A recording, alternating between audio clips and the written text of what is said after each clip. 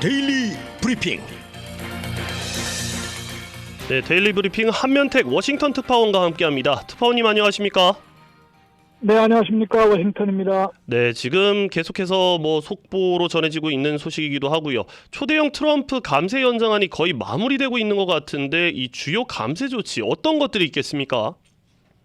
네, 하원에서 지금 문턱을 넘어서고 있습니다. 네, 지난 주말에 한번 일격을 당해서 왔는데 이게 내용이었거든요. 공화당 강경보수파 하원의원 5명이 이제 반기를 들었었는데 애석하게도 더 많이 깎아야 된다. 예산을 더 많이 깎아야 되는 쪽이기 때문에 미국민들에게는 더 혜택이 적어지는 그런 쪽의 결론이었는데 그것도 일요일에 일단 그것도 해결이 됐습니다. 네, 이번 주 안에 이제 연방 하원 전체회에서 승인될 게 확실하고 상원만 남기게 됐는데요.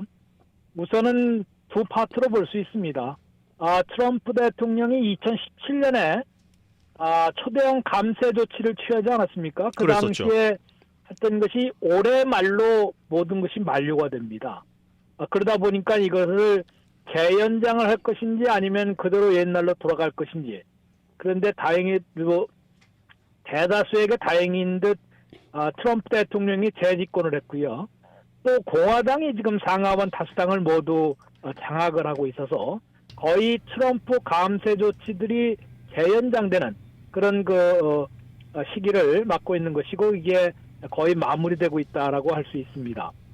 우선 감세 조치는 그야말로 초대형 감세 조치가 또 계속 이번에도 거의 마무리되고 있는데요.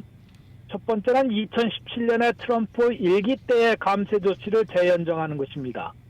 이것만 재연장하더라도 한 10년간 4조 5천억 달러, 5조 달러 정도가 더 재원을 투입을 해야 하는 것으로 되어 있고요. 다른 예산 삭감을 반영해도 3조 8천억 달러나 투입을 해야 할 것으로 그 정도로 세금을 깎아주는 것이니까 엄청난 매머드급 초대형 감세 조치가 아닐 수 없습니다.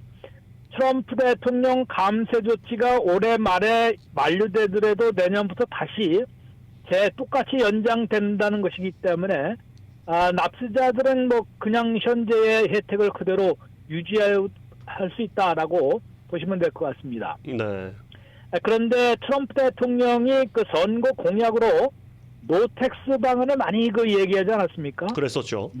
노텍스 온 팁 소득에 대한 노텍스, 또 오버타임, 초과 근무 수당에 대한 세금을 매기지 않겠다. 그 다음에 소셜 시큐리티에 대한 연금에 대한 세금도 매기지 않겠다라고 여러 차례 이제 공약을 했는데요.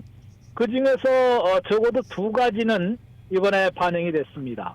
노텍스 온 팁 소득에 대해서는 이번에 텍스를 매기지 않는 방안이 하원 안에 분명히 포함이 됐습니다. 이것도 이제 팁 소득의 근로자들에게는 상당한 희소식이 아닐 수가 없는데요. 물론 조건이 몇 가지가 있습니다. 팁을 받는 팁 소득 근로자들 중에서도 고임금자들이 꽤 있거든요. 네, 그런데 그러다 보니까 특히 화이트 칼라에서 팁 소득이 있다고 해서 이 모두 면세를 해주면은 부작용이 심할 수 있으니까 16만 달러. 우리 식당에 요리사라든가 매니저라든가 16만 달러를 넘으면은 팁 소득으로 노텍스 팁 소득을 받을 수 없게 됩니다. 자격 자체가 이제 없고요. 그러니까 16만 달러 연봉 이하여만 이제 팁 소득에 대한 노텍스의 혜택을 받을 수 있다는 것이고요. 식당이니 미용실이니 아주 고급 네일 케어 이런 퍼스널 케어 서비스 업종에서도 고임금을 받으면은 일단 팁 소득에 대한 것을 막은 이제 금지시키는 그런 법안이 단서가 달려 있습니다. 그 이유는 화이트 칼라의 경우에는 소득은 소득대로 올리면서 그 다음에 근로소득도 세금을 내지 않기 위해서 팁 소득으로 속일 수 있지 않습니까? 그렇죠. 이것을 원천 봉쇄하겠다는 것이죠. 그러니까 팁 소득도 무조건 받는 거 아니라 이렇게 좀 제한 조치가 있다는 걸 아셔야 될 것 같고요. 또 한 가지는 오버타임, 초과 근무 수당에 대해서 근무 수당을 받는데 이것도 세금을 내면 안 되니까 이 노텍스 온 오버타임 이것도 들어 있습니다. 한 가지 시니어들에게 소셜연금에 대한 노텍스를 그렇게 부르짖었는데 워낙 재원이 많이 들어가거든요. 그렇죠. 그러다 보니까 이번에는 제외를 했습니다. 근데 무조건 제외하면은 또 노년층 65세 이상 노년층에게 반발을 할 게 분명하니까 한 가지 보너스가 이제 새로 생겼는데요. 우리가 이제 모든 납세자들이 이제 스탠다드 디덕션이라는 게 있습니다. 일괄적으로 공제받을 수 있는 소득의 초반 소득의 보통 이제 개인은 16,000달러까지는 세금을 매기지 않습니다. 또 부부는 32,000달러까지. 근데 이게 지금은 15,000달러, 30,000달러거든요. 올해까지는. 근데 내년 이제 새로운 해에는 16,000달러, 32,000달러로 1,000달러 내지 2,000달러로 올리도록 되어 있습니다. 이번 조치에서. 그런데 시니어들에 대해서는 여기에 4,000달러 스탠다드 디덕션을 더 추가해주는 보너스 디덕션을 주겠다라는 것입니다.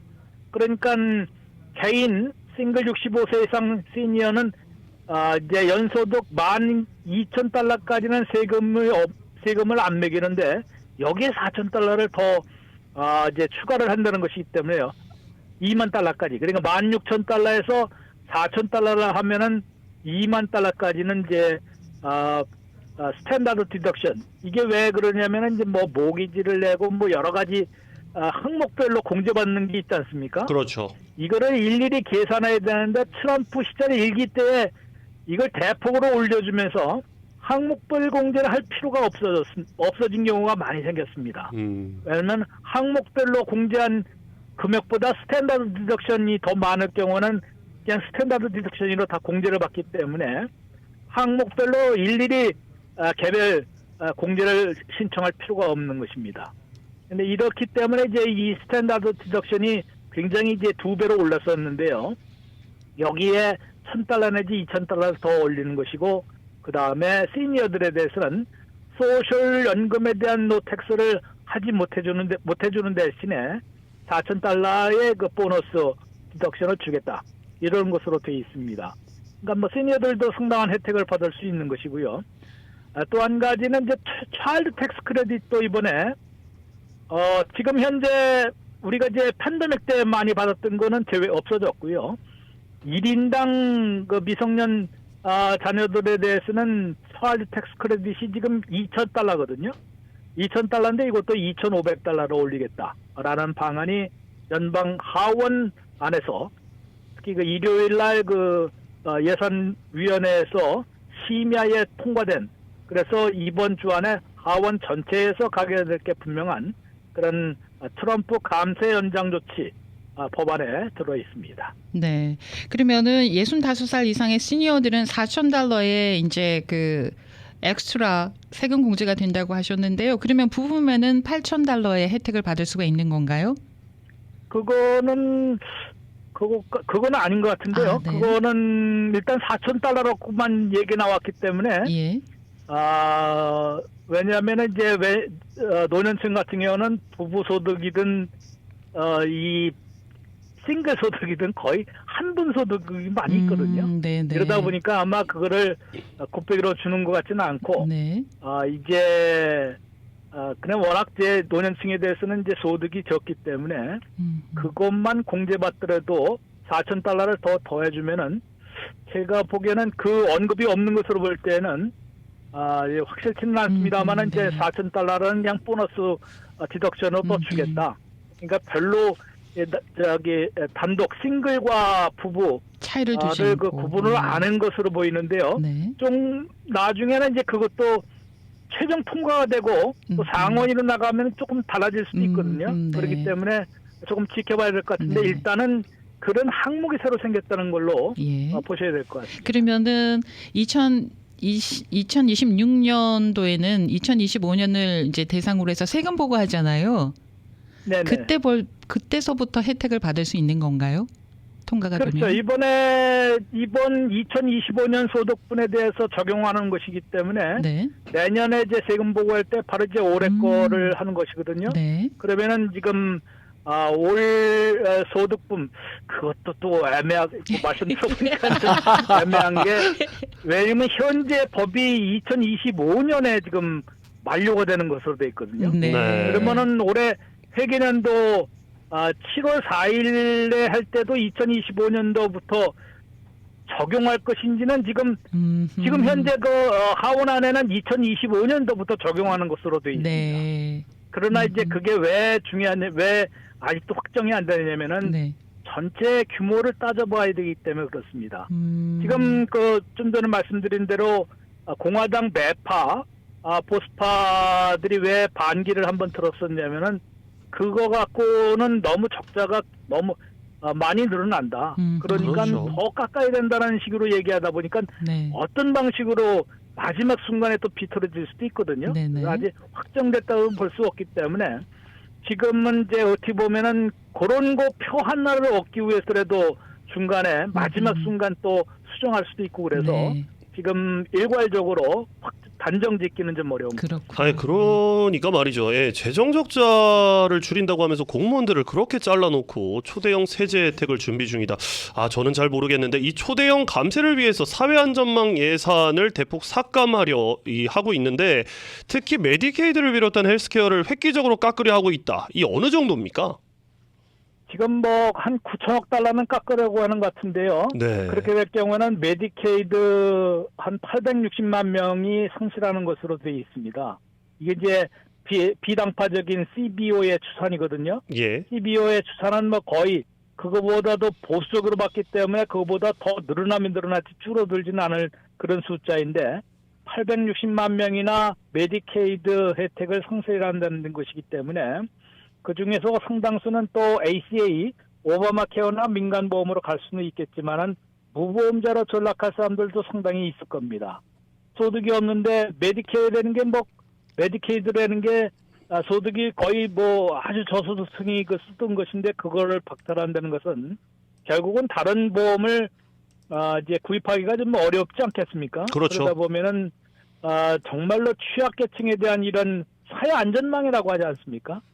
사회 안전망인데 세금을 깎아주는 것까지는 좋은데 세금을 깎아주는 대신에 예산을 이렇게 많이 줄이는데 제일 만만한 사람들이 또 이렇게 어떻게 보면 취약계층의 의료 혜택 같은 경우는 정말 기본 중에 또 기본이고 이거 없으면 생명이 위태로워질 수 있는 것인데 이거를 많이 또 줄여준다는데 이게 또 분명히 또 오남용된 게 좀 있습니다. 팬데믹 시절에 전임 행정부 시절에서도 왜 그랬냐면은 무조건 확장을 했었거든요. 그렇죠. 팬데믹에 이제 보면은 빈곤선의 130%만 하면 되는데 138%까지 확대하면서 보통 메디케이드는 아시는 대로 반반씩 부담합니다. 주정부에서 반, 연방정부에서 반. 네. 이렇게 해야 되는데 이 확장분에 대해서 그러니까 131%에서 138%까지의 확장분에 대해서는 주정부의 참여를 독려하기 위해서 연방에서 90%를 지원했습니다.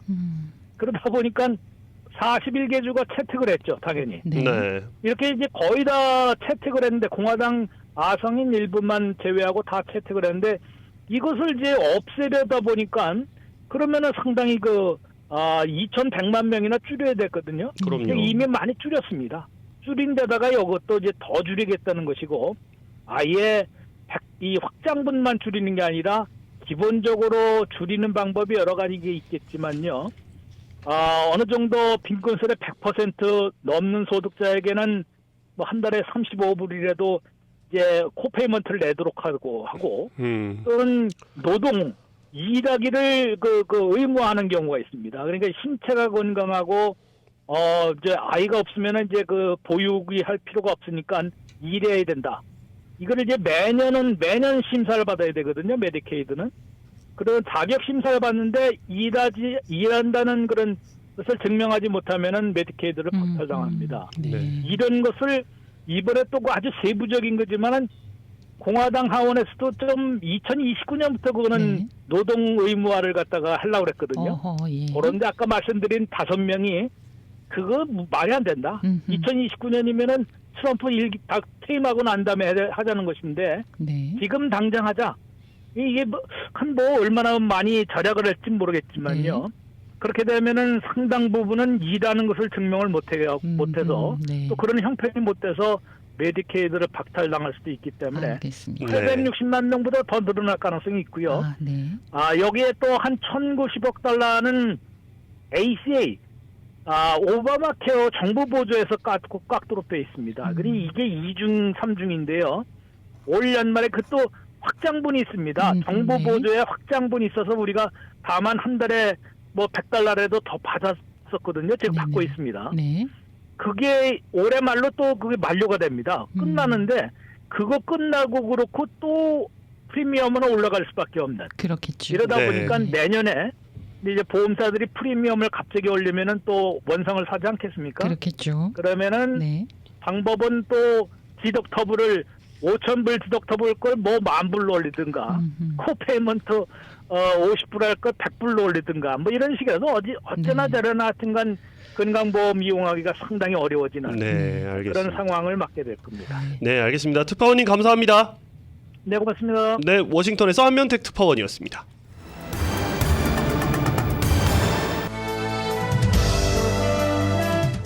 인사이드 아메리카.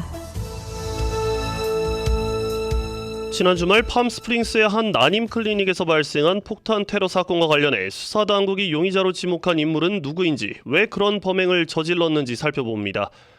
또 캘리포니아주의 높은 주거 비용이 이미 익숙한 이야기입니다만 이제는 주택 가격 때문에 저소득의 기준 자체가 바뀌고 있다는 점이 심각하게 다가옵니다. 어떤 의미로 다가오고 있는지 자세하게 짚어봅니다. 박경영 기자. 네, 안녕하십니까. 네, 주말에 다들 깜짝 놀라셨을 텐데 이 한인들도 상당수 거주하고 많이 찾는 이 팜스프링스에서 지난 주말 폭발이 발생해서 많은 주민들이 놀랐습니다. 용의자가 나왔죠. 네, 지난 토요일 팜스프링스의 한 난임 클리닉에서 강력한 폭발이 발생해 한 명이 숨지고 또 4명이 다친 가운데 FBI는 그 사망자가 자살 폭탄을 시도한 용의자 올해 25살의 가이 에드워드 바트커스라고 추정하고 있습니다. 네. 용의자는 현장에서 신원을 확인하기 어려울 정도로 훼손된 채 발견됐고요. 그 폭발은 수블럭 떨어진 건물들까지 피해를 입힐 정도로 굉장히 강력했습니다. 네. 용의자의 나이, 이름 외에 또 새로 나온 정보들이 있습니까? 네, 용의자는 남가주의 29 팜스란 지역에 거주했었습니다. 네. 29 팜스는 조슈아 추리에서 보면 북쪽에 위치한 곳인데요. 네. 팜스프링스에서는 약 58마일, 그렇게 차로 1시간 정도 좀 넘게 가는 곳입니다. 이 지역은 미 해병대 훈련기지가 위치한 도시입니다. 다만 용의자가 군인 신분은 아니었고요. 기지와 관련성은 아직 밝혀지지 않았습니다.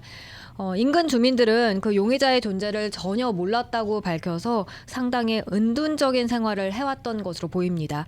근처 산다고 다 아는 것은 아니지 않느냐라고 생각하실 수 그렇죠. 있겠습니다만 예. 29 팜스라는 곳은 매우 작은 마을이어서 주민들끼리 대부분 잘 알고 지내는 그런 분위기라고 합니다. 예, 그런데 용의자의 아버지가 한 인터뷰에서 참담한 신경을 밝혔는데 뭐라고 그랬습니까? 네, 용의자의 아버지 리처드 바트커스는요, MBC 텔레문도와 인터뷰에서 아들이 본래 마음씨 착한 아이였다면서 네, 세뇌당한 것 같다고 언급했습니다. 세네요. 네, 아버지는 12년 전 아들이 엄마와 함께 그 29 팜스로 이주하고 나서 연락이 끊겼다고 하면서요, 지금도 아들이 폭발 사고를 일으킨 인물이란 사실이 전혀 믿기지 않는다면서 굉장히 충격을 받은 모습이었습니다. 그리고 아버지는 아들이 하이킹, 광산 탐사, 암석 수집, 컴퓨터 게임 같은 걸 좋아하던 그저 평범한 아이였다면서 극단적인 사상을 믿는 그런 기미 같은 건 전혀 없었다고 해상했습니다. 근데 12년 전 아들이었기 때문에요. 또 12년 동안 어떻게 바뀌었는지 알 수 없죠. 그렇죠. 네. 지금 수사 당국은 이제 수사를 계속 하고 있을 텐데 이 폭발물이 그 주는 위력이나 종류에 대해서 혹시 나온 내용이 있습니까? 네, FBI는 이번 사건을 최근 남가주에서 발생한 가장 큰 폭발 사건이라고 평가했습니다. 2018년 알리소 비에오의 한 데이스파 폭탄 테러를 능가하는 수준으로 봤고요. 사용된 폭발물의 종류는 아직까지 공식적으로 확인되지 않았습니다만 용의자는 상당히 많은 양의 폭발물을 사용한 것으로 당국은 보고 있습니다. 그 결과 현장에서 그 차량은 완전하게 파손됐고요. 또 이미 많은 사진과 영상들 보셨겠습니다만 그 클리닉 건물은 지붕이 붕괴됐고 또 내부는 잔해와 연기로 가득 찼습니다. 수사 당국은 폭발 당시 용의자가 사건을 생중계하려던 그 정황도 함께 확인 중에 있습니다. 네, 용의자의 범행 동기나 이념적 배경과 관해서 관심이 모아진다는 얘기인데 어떤 내용들이 나왔습니까? 익명의 웹사이트에서 용의자는요, 이 생명 옹호자들에 대한 전쟁을 주장했습니다. 네. FBI는 용의자가 작성한 것으로 의심되는 온라인 게시물인 선언문 또 그 웹사이트를 분석 중에 있는데요. 이 웹사이트는 난임 클리닉을 겨냥한 자살 폭탄 공격 계획을 언급하고 있고요. 인간의 생명을 세상에 태어나게 하는 사람들을 비난하면서 생명이라는 질병으로부터 이 행성을 멸균하는 것을 최종 목표라고 선언했습니다. 네. 극단적인 반출생주의를 비롯해서 친사망주의, 그러니까 고통을 최소화하기 위해서 개인이 가능한 한 빨리 죽어야 한다는 친사망주의, 그리고 부정적 공리주의, 행복을 극대화하는 것보단 고통을 최소화해야 한다. 이런 비주류 철학을 기반으로 한 내용이 담겨 있습니다. 다시 말해 이 용의자는 인간 생명의 탄생 자체를 고통의 연장으로 간주하면서 생명 자체를 종식시켜야 한다는 주장을 펼친 것으로 알려지고 있습니다. 요즘 젊은 청년들이 뭐래? 이렇게 말 많이 하잖아요. 뭐래? 이런 생각이 드는데 아니 이런 종류의 철학이나 이런 종류의 이념이 있다는 거 처음 들었습니다. 아 근데 뭐 어머니랑 네. 12년 전에 나가서 네. 연락이 끊겼다라고 아버지가 증언을 했고 그리고 지금 출생주의 반출생주의를 좀 주창을 하고 있는 것을 보면 좀 어머니랑 집을 나가고 나서 좀 그 뭐 어떤 이런 좀 그 괴롭힘을 당하지 않았을까라는 생각도 할 수 있는 부분이고요. 네. 네네. 그리고 게시물에 담긴 또 다른 뭐 핵심 내용은 없었습니까? 이런 문구가 적혀 있었습니다. 나는 내가 존재하게 된 데 동의한 적이 없다. 네. 이와 함께 인간 존재 자체에 대한 분노가 가득 담겨 있었습니다. 기본적으로 내가 존재한다는 것, 그리고 아무도 나를 이 세상에 데려오는 것에 동의를 구하지 않았다는 것에 화가 난다고 했고요. 예. 또 사이트에는 자살 및 클리닉 공격 생중계 영상 다운로드란 문구도 있었는데 실제 그 영상 파일은 존재하지 않았습니다. 여기에 덧붙여진 30분짜리 음성 파일에선 클리닉 공격을 결심한 이유, 세상에 대한 환멸, 또 최근 가까운 여성 친구 소피라는 그 여성의 죽음으로 인한 정신적인 충격 등이 언급된 것으로 전해지고 있습니다. 네, 그렇다면 전문가들은 이 사건을 어떻게 분석하고 있습니까? 칼셀 샌버나디노의 증오범죄 극단주의 연구소 설립자인 브라이언 레빈 교수는요, 이 용의자의 이념은 반출생주의와는 별개로 개인의 절망감이 극단적 폭력으로 전환된 사례다 이렇게 분석했습니다. 레빈 교수는 이번 사건이 외로운 청년이 극단적 온라인 커뮤니티와 철학의 영향을 받아서 자기 파괴적 결정을 내린 전형적 사례라고 설명했습니다. 아이고, 왜 어르신들이 그냥 내가 너 때문에 산다. 아, 너 때문이야. 너만 안 태어났어도 뭐 이런 말들을 그냥 푸념처럼 하는 경우들이 있거든요.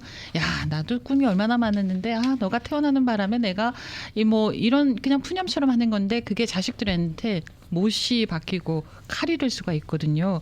그런 상황들이 좀 떠오르네요. 자, 그러면 앞으로 수사는 어떤 방향으로 진행될 것으로 보입니까? 네, FBI 산하 테러 대응 태스크포스는 지역 경찰 또 다른 연방 기관들과 협력해서 폭발물 확보 경로 비롯한 용의자의 사전 이동 경로 또 온라인 활동 내용 등에 대해 추적하고 있습니다.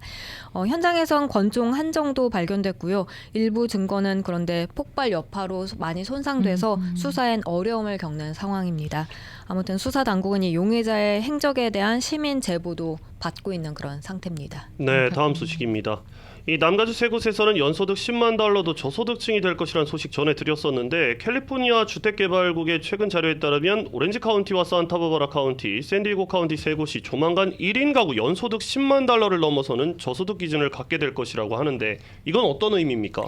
이 세 지역의 주거 비용이 얼마나 천정부지로 치솟았는지 극명하게 보여주는 사례가 되겠습니다.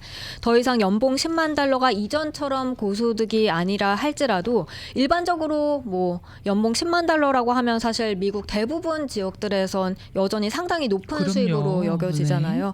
하지만 캘리포니아 특히 북가주 여러 카운티에 더해서 이젠 오렌지, 산타바바라, 샌디에고 이 남가주 3개 카운티에서도 주거 비용이 워낙 비싸기 때문에 10만 달러를 벌어도 정부가 정하는 그 저소득층에 해당할 수 있다는 의미가 되고 있습니다.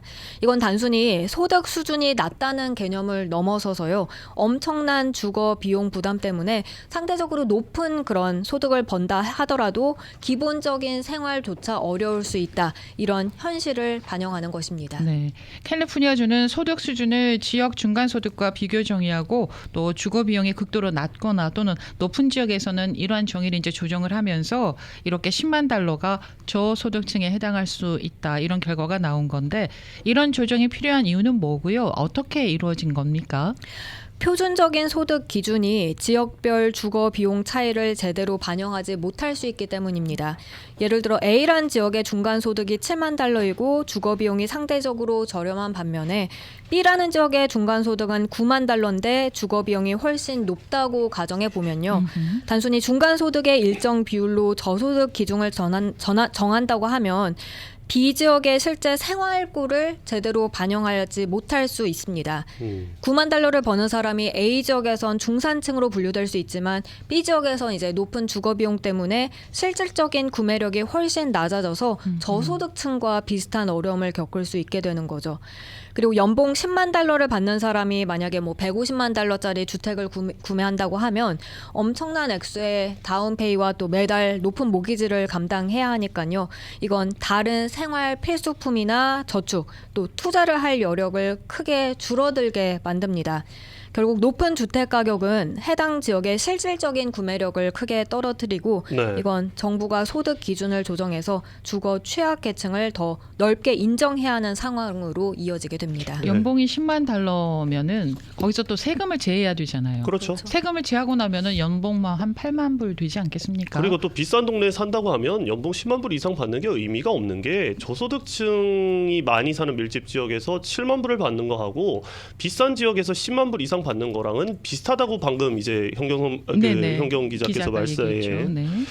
자, 그러니까 이제 명목 소득이 높더라도 실제 생활 수준이 낮아질 수밖에 없는 게 현실을 반영하는 것이다라는 얘기인데 따라서 캘리포니아주는 주거 비용이 극도로 높거나 낮은 지역의 현실을 반영하기 위해서는 소득 기준을 조정하는 것이고요. 네, 맞습니다. 일반적으로 해당 지역의 중간 주택 가격이나 그 렌트비 수준 등을 고려해서 이제 조정이 이루어지게 됩니다. 네. 주거 비용이 매우 높은 지역에선 중간 소득보다 훨씬 높은 금액을 저소득 기준으로 설정해서 실제로 주거비 부담에 어려움을 겪는 사람들에게 정부 지원의 기회를 제공하려 하고 있습니다. 네. 그럼 실제로 세 카운티, 오렌지 카운티, 샌디에고 카운티, 또 한 군데 산타바바라 카운티 이 세 카운티에서 한 사람당 연소득 10만 달러가 저소득 수준으로 이제 넘어가게 되면은 그렇게 되면은 주택을 갖고 있는 사람 또는 렌트하는 임차인에게는 어떤 영향이 있을까요? 그 영향은 다양하게 나타날 수 있겠는데요. 예. 우선 렌트에 사는 임차인은요. 이 저소득 기준이 높아지면 더 많은 사람들이 정부의 그 임대료 보조 프로그램이나 저렴한 공공주택 입주 자격을 얻을 수 있게 됩니다. 그렇죠. 하지만 이건 동시에 기존의 저렴한 주택에 대한 경쟁이 더 치열해지고 대기자 명단이 또 더 길어질 수 있다는 의미가 되기도 합니다.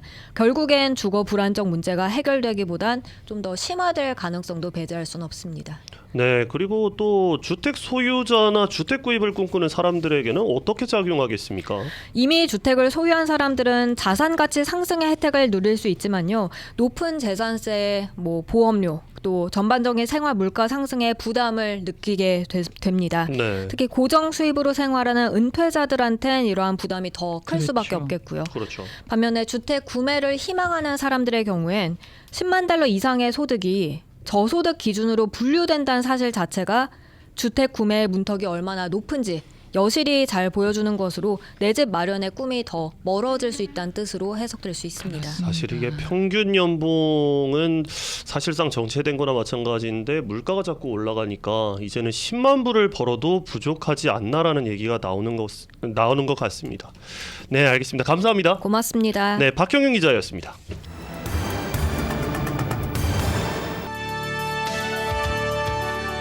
이슈 투데이. 네, 오늘 이슈 투데이 가정의학과 통증의학 전문의 임대순 박사와 함께하겠습니다. 안녕하십니까, 박사님? 안녕하세요. 초대 감사합니다. 네, 자, 이게 허리가 아픈데 왜 허리만 아픈 게 아니라 왜 다리까지 아플까? 참 궁금한 점이 많은데요. 이게 왜 그런 겁니까? 사실 정말 많이 든 질문입니다. 다리 통증이 사실은 허리에서 오는 경우가 많아요. 그래서 다리를 치료해봤는데도 계속 다리가 아프면 사실 허리에서 오는 경우가 굉장히 많습니다. 대표적으로 좌골신경통이라는 게 있는데 뭐 엉치부터 허벅지 뒤, 종아리, 발바닥까지 막 이어지는 통증인데 환자분들이 이제 허리 디스크나 협착증이 있을 때 많이 느끼는 증상 중에 하나입니다. 제가 그래서 사실 오늘 이 모델을 하나 갖고 왔는데요. 네.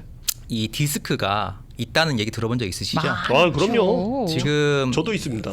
디스크가 이 사이사이에 있는 이 초코파이 같은 요걸 디스크라 그래요. 초코파이 크림 같은 거.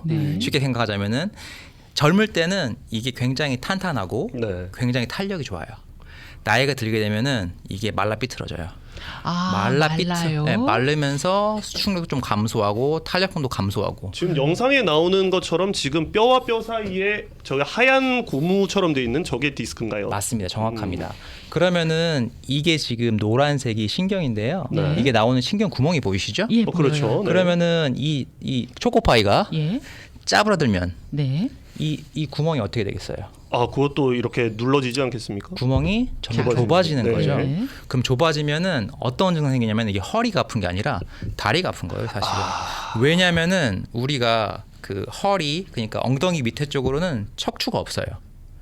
그러면 거기를 담당하는 신경은 결론적으로는 허리에서 오는 거예요. 그래서 제가 사실 이런 그 그림도 준비했는데 네. 이 그림이 뭐냐면은 이 각각 나오는 신경 번호가 있습니다. 여기. 네. 예를 들면은 뭐 L 3번, 4번이라든지 가끔 우리가 이제 MR을 네. 찍어봤는데 뭐 4번이나 5번에 문제가 있다 얘기하는 게 다 각각의 요 신경들의 번호가 있는데 그 번호에 따라서 여기 보시면은 이런 분포하는 이걸 영어로 더마텀이라고 해요. 신경 분포도. 그래서 이 분포도에 따라서 아픈 부위가 있어요. 그래서 난 이상하게 발 뒤꿈치도 아프다. 발바닥이 아프다. 이 캐프 그러니까 이 종아리 뒤쪽이 아프다. 하는데 만져보면 모르겠어. 많이 걸으면 아프거나 아니면 조금만 이제 다른 활동을 할 때 아프기 시작하면은 그 사실은 다리가 아니라 허리에서 오는 경우가 굉장히 많다는 거죠. 밤에 주무실 때요, 발바닥이 뜨겁다고 하시는 분들이 많이 계시는데 막상 만져보면 발바닥은 모르시죠. 안 뜨거운데 느끼긴 너무 뜨겁게 느껴진다는 거예요. 그런 맞습니다. 분들도 많이 계시더라고요. 맞습니다. 허리 통증일 수도 있고요. 그런 네. 경우에는 당뇨 합병증이라 그래서 신경병증일 수도 있고 사람마다 조금씩 다르기 때문에 정확한 진단 한번 병원을 가보셔야 되는데 네. 발바닥이 아픈 경우에 많은 경우에 있어서 사실은 허리에 문제가 있는 경우가 굉장히 많습니다. 자, 허리에 문제가 있는 경우에는 다리도 아프고 발바닥도 아프고 종아리도 아프다고 하셨는데 다시 한 번만 짚어주시면은요. 지금 엉치뼈가 있잖아요. 다리는 그 밑에 있잖아요. 맞습니다. 그런데 그 짚으신 거는 위에 그 위쪽에 초록색 뼈 있는데 그 부분이 뭐 눌려서 그렇다라고 얘기하셨단 말입니다. 네. 그게 어떻게 해서 그렇게 되는지 다시 한번 설명해 주시면 좋겠어요. 네. 이 노란색이 예. 신경인데 이 네. 신경이 여기서 끊어졌는데 사실은 쭉 타고 연결이 연결돼 가지고 됐겠죠. 네. 바닥까지 가는 겁니다. 지금은 이거 평형상 이렇게 잘라놔서 일부만 보이는 건데 네. 사실 쭉 타고 내려가서 예. 여기에 딱 붙는 거 다리에 딱 붙으면 아하. 그 부분이 아픈 겁니다. 네. 이 척추 색깔을 달리한 거는 이유가 뭔가요? 이제 보라색은 경추고 경추. 이제 파란색은 흉추, 흉추. 초록색은 이제 요추라고 저희가 표현을 합니다. 아, 네. 요추. 네. 자, 그렇다면 이게 구체적으로 이제 병을 좀 짚어봐야 되겠는데 이게 뭐 어르신이라고 좀 얘기는 해주셨는데 이게 어르신도 아니고 좀 더 젊은 사람들도 이게 있더라고요. 뭐 네, 좌골신경통이라고 하나요? 네, 좀 어떤 병입니까?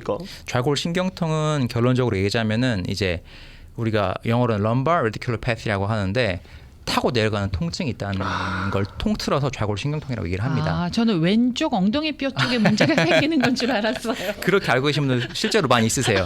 아, 나 근데 오른쪽이 아파서 좌골신경통이 아닌 것 같다. 그렇게 얘기하시는 분들도 있어요. 그러니까 이게 한자로 풀이하다 보면 그렇다. 네. 아, 근데 왜 좌자를 쓰나요? 이제 아무래도 이제 좌가 앉을 좌자인가요, 아무래도 혹시? 이쪽 부위를 통칭하는 한자어에서 나온 것 같습니다. 아, 네. 좌골신경통이라는 아, 거를. 그렇군요. 네.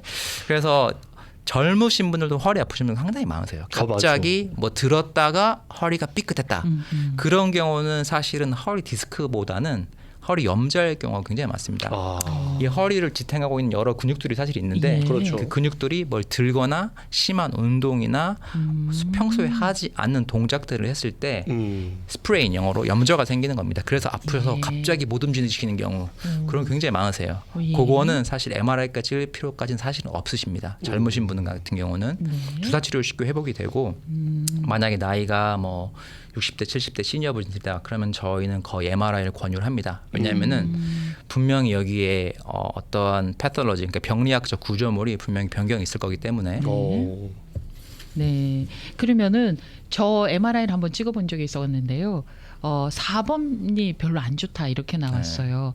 그러면은 또 어떤 증세가 앞으로 이제 나올까요? 자, 그 아주 좋은 질문을 하셨는데요. 예. 4번, 5번이 굉장히 잘생기는 부위입니다. 아, 그래요? 인간에게 있어서 예. 지금 척추 구조물을 보시면은 예. 조금씩 휘었어요. 예. 그래서 환자 그렇죠. 오셔가지고 S 이거 라인이 아주 잘 나왔어요. 아이고 고장났다 이거.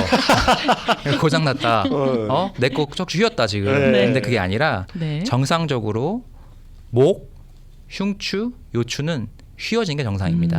왜냐하면 우리는 이제 직립보행을 하면서 머리가 세게 누르고 있기 때문에 네. 그걸 스프링처럼 받쳐주려면은 굴곡이 있어야 돼요. 아. 그게 정상이고 오히려 굴곡이 없으면 그게 문제가 됩니다. 네. 일자목이라고 하죠.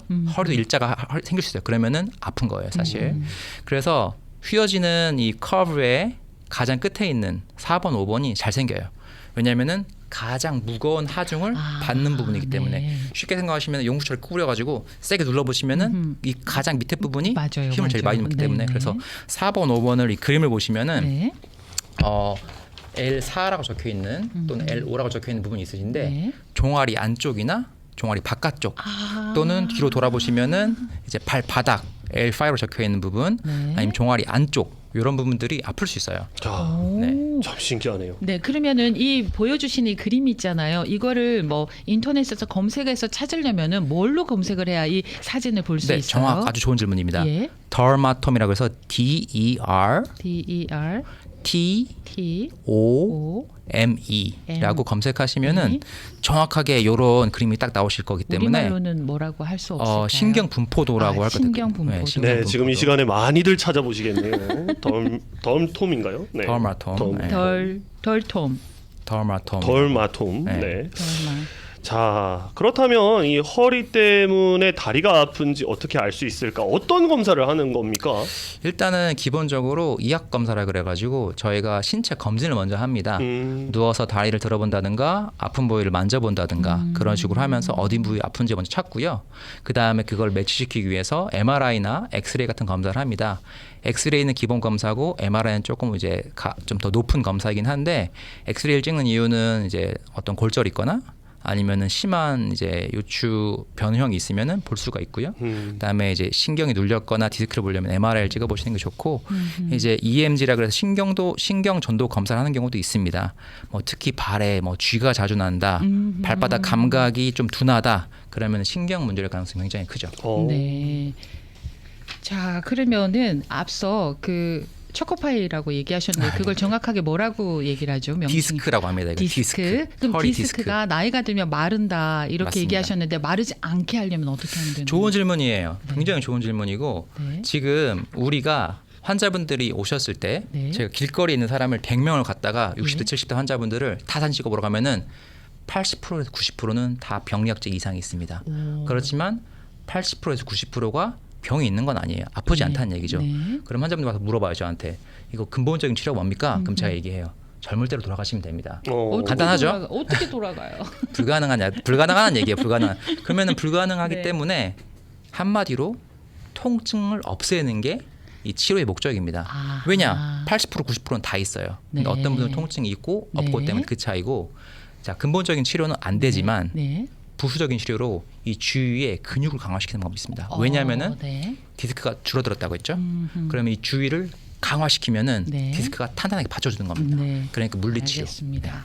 아, 네, 박사님 오늘 이렇게 준비 많이 해오셨는데 시간이 참 아쉽네요. 항상. 다음번에 시즌 2로 갔으면 알겠습니다. 좋겠습니다. 네, 다음 네. 주에 꼭 해주세요. 알겠습니다. 박사님 감사합니다. 네, 감사합니다. 안녕히 계세요. 네, 가정의학과 통증의학 전문의 임대순 박사였습니다.